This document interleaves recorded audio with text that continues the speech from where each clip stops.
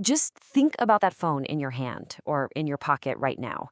It holds your private conversations, your memories, your financial life, pretty much everything. It's probably your most trusted companion. But what if that trust could be, well, completely shattered? So let me ask you, how secure is that device really? It's a question we don't think about nearly enough, but it's one of the most important ones today. Because, while we see a helpful little gadget, a hacker, they see a wide open door.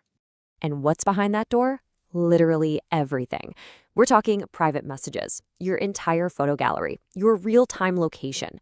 Not to mention info from your apps, including your banking apps, your full contact lists, call logs. It's complete and total access. The stakes? They couldn't be higher. So how does something like this even happen?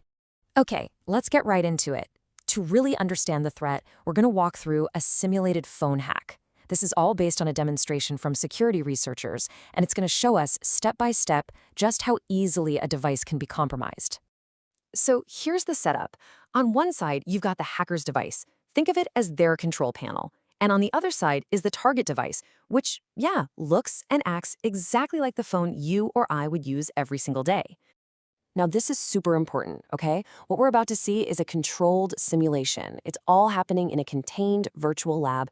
No real devices are involved. This is purely for us to learn how these attacks work and, more importantly, how we can protect ourselves from them. Every break-in needs a key, right? Well, in the digital world, that key is almost always a malicious app, cleverly disguised as something totally harmless, or maybe even something you'd find useful. So let's take a look at how that key is forged. So check this out. What's kind of wild is how simple the process can be with the right tools. The hacker just picks their attack type, sets up a server, which is basically a secret tunnel for your data to flow back to them, and then the tool just builds the malicious app for them. That APK file you see there, that's just the installation file for an Android app. And what's really scary is that tools like this have created a whole cottage industry.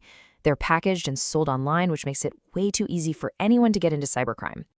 And boom, just like that, the weapon is created. It looks like a normal app, but it's anything but. Now, all the hacker has to do is trick the target into installing it. Okay, now we're at the most critical phase.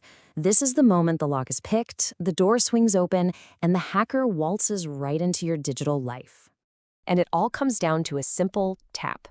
This is where social engineering, the psychology of the hack, comes in. Maybe the app looks like it was sent from a friend, or it promises some cool new feature. The user downloads it, quickly clicks allow on all those permission requests without really reading them, and that's it. No alarms, no flashing lights. They've just handed over the keys to the kingdom. And instantly, bam, on the hacker's screen, a new connection pops up. They get immediate confirmation. They can see the phone model, the exact battery percentage, the cell phone carrier, everything. The takeover is silent, but it is absolute. They are officially in. And this is where it gets really chilling. From here, it's like the hacker is looking at a menu of your entire life. They can pull up device info, read every single text message you've ever sent or received, browse every file, your photos, your documents, all of it, and even track your live GPS location in real time.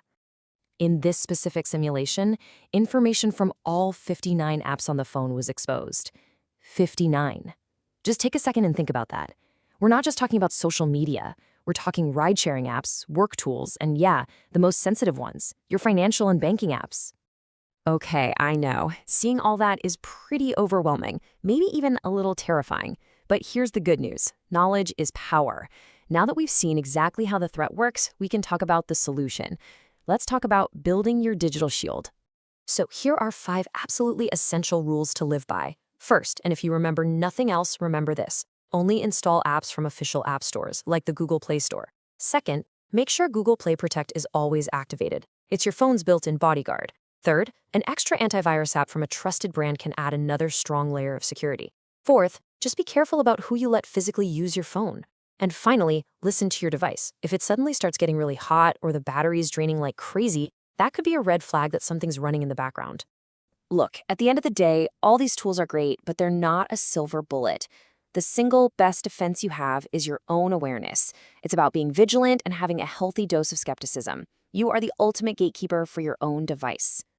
So, we've gone through the whole thing. We've seen what's at stake, we've seen how the lock gets picked, and we've walked through exactly how to defend against it.